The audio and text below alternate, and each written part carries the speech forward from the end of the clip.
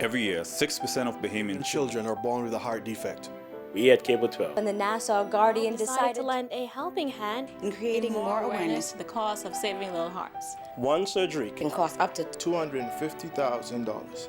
We at Cable 12 and the Nassau Guardian hear their cry. We are asking you to make a donation to these efforts. Embrace the opportunity and save a little heart.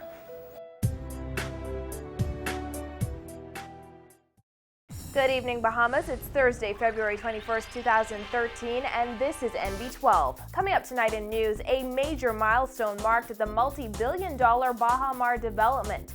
A total of 0 government homeowners approved under the government mortgage relief plan, another delay in the audit of the National Insurance Board, and government reconsidering an investment it was previously advised against.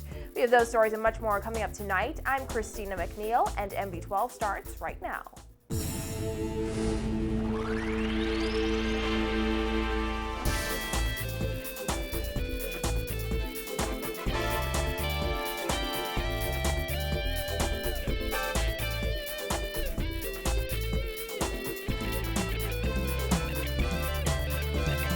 Thanks for joining us. A grand fireworks display lit up the sky as Baha Mar celebrated a major milestone. The multi-billion-dollar development, which continues to transform the Cable Beach skyline, has hit the halfway mark. Today, officials celebrated the topping off of the Baha Mar Casino and Hotel. Vonique Toot reports.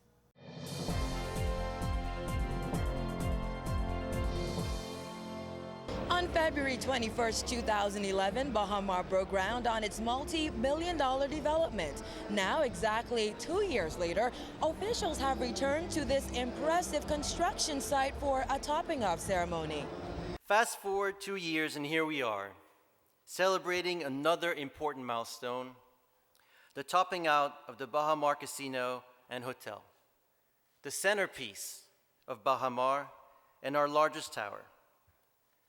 Baha Mar has been kept on time and on budget through the diligent work of China State Construction, their team, and nearly 400 locally owned firms who have put almost 2,000 Bahamians to work already.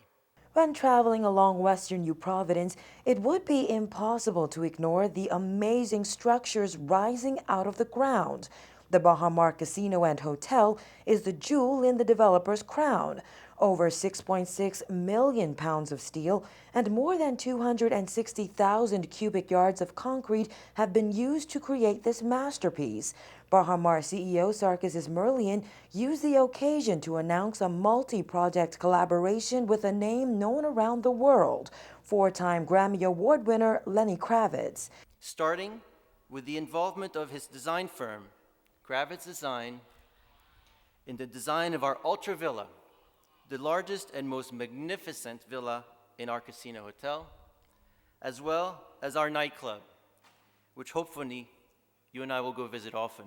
Officials say this partnership will go a long way in creating a jewel of a resort that can outshine any other in the world.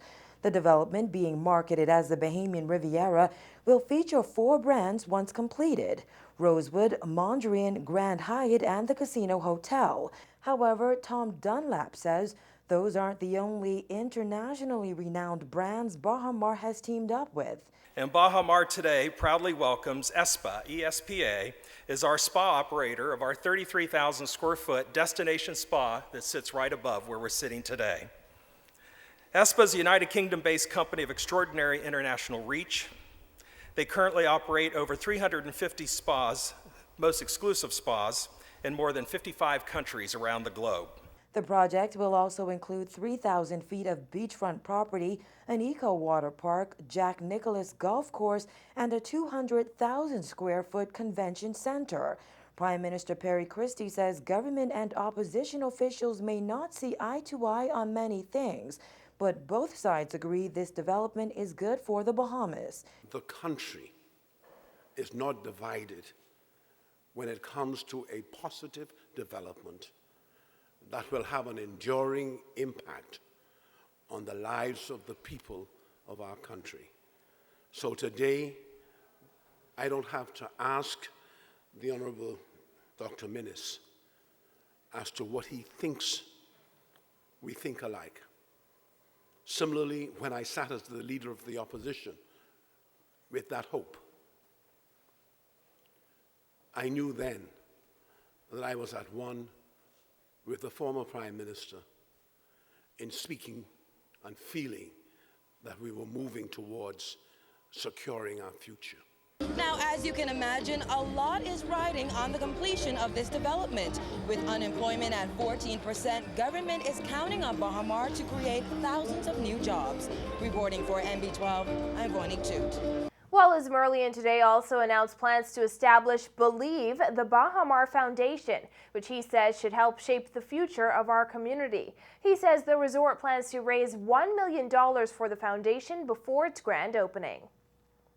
We want to protect the ocean and the landscapes that make this country a natural paradise. And so Believe will now build upon the work our team members are already doing in their community, from running marathons to support cancer research, recycling rebar, re-nourishing our beaches, to supporting the arts and mentoring young people. The Baha Mar Foundation will make their efforts go further. Today, I'm pleased to announce that Baha Mar will commit to raising $1 million before its opening day in December 2014 to ensure the foundation is off to a strong start. Well, financial institutions, including the Bahamas Mortgage Corporation, are awaiting word from government on any changes to the current mortgage relief plan after officials today revealed that the BMC still has not been able to approve one Bahamian for relief under the government's plan. Chairman of the BMC, Alex Storr, says no applicants have been approved since the government's mortgage relief plan was introduced in September 2012. Under the current mortgage relief plan, we weren't able to qualify anybody for relief. But the mortgage relief plan as released was something that was a growing platform. So it was put out there. We see how that affected the situation, and now it's evolving. So we have forwarded suggestions to Cabinet on how we could better service our customers by what changes they need to make. Government initially indicated about 1,100 homeowners should qualify for relief under the plan. According to Guardian Business, several top lenders in the Bahamas have indicated that a very small number of homeowners have been approved under that plan. In fact, Scotiabank, Commonwealth Bank, and Kalina Insurance have confirmed that no applicants have been approved under the current program. According to Minister of State for Finance Michael Halkitis, more than 400 Bahamians have applied for relief. Very few, however, have been approved, leading government to consider revising the qualification requirements to allow more Bahamians to benefit for relief. An appeals tribunal was set up to help Bahamians qualify for the mortgage relief plan. BMC Director of Operations Terrence Hanna says the Mortgage Corporation is in agreement with the intent of the government's plan, and while homeowners may not qualify under that program, mortgage holders with the BMC may qualify for another relief program. Under the mortgage relief program, we understand the whole intent of the government was to introduce to its persons or its mortgages the fact that there were hard times. So we are in agreement with that plan. In-house, we have our own plan that's working. But again, with the government plan, that should further increase the opportunity to help more of our customers. Storr says customer response is key to receiving any kind of relief and aid. We want people to come in. We understand that you're going through hard times. We understand that you might have lost a job. So if you come in, we could rewrite the loan or perhaps even just make changes that are more favorable to you and help you to get through this rough patch until you're able to do better. But the important thing is not to hide. It's to come in and speak to somebody. Let us know what is going on. If you come in and let us know that you lost your job, that's why you're having a difficulty, we could put you on a list that at some point in time, when there is a job program that comes on stream, your name could be entered for qualification into that program. Homeowners have until March to apply for relief under the plan.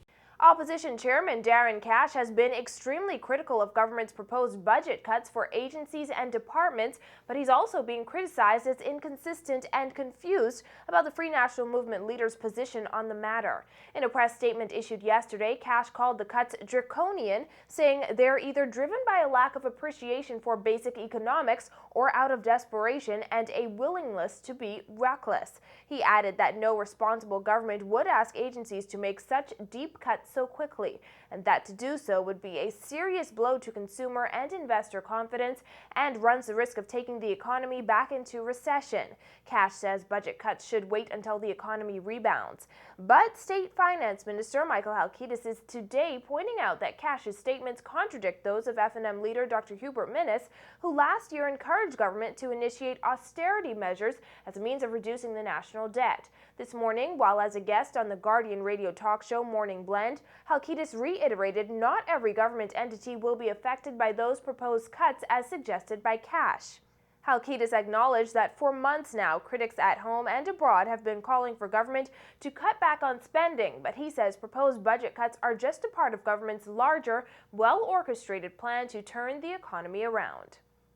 There's been another delay in the completion and release of the audit examining alleged malfeasance at the National Insurance Board. And now, according to the minister responsible, the delays are costing the government much more money than it had anticipated. Paige McCartney reports. With an initial completion date set for late December, and then that being pushed back to January 15th, and again pushed back to the end of January, now with the month of February drawing to a close, Minister of National Insurance Shane Gibson says he guesses at this stage the only thing he can say is that the NIB audit will be completed and presented to the government soon. The government caused an external independent audit of NIB's finances after allegations were made against suspended NIB Director Algernon Cargill in a letter that was leaked to the media. The audit is intended to look into the salaries, bonuses, and perks enjoyed by NIB executive management, including former chairman Greg Moss, who resigned shortly after the audit was ordered. According to Gibson, auditors have requested more information to complete the audit, but he says it's proving to be a costly exercise that could have been avoided by simply firing the person at the center of the issue. Gibson didn't reveal the initial cost of the NIB audit or the new cost, now including the delays. He said he would discuss the price tag of the costly exercise at a more appropriate time. I could have just terminated without this audit, but we thought we would give it a fair shot and look at the information to determine whether or not it was justified. And so we ordered the audit.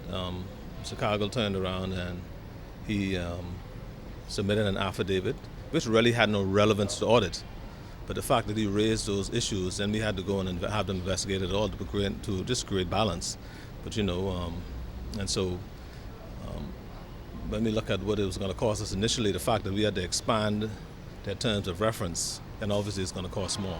Information requested, according to Gibson, comprises of several large boxes of correspondence between NIB and the then Minister of Finance, who would have been Prime Minister Hubert Ingram, and then Minister of State for Finance Shavargo Lang.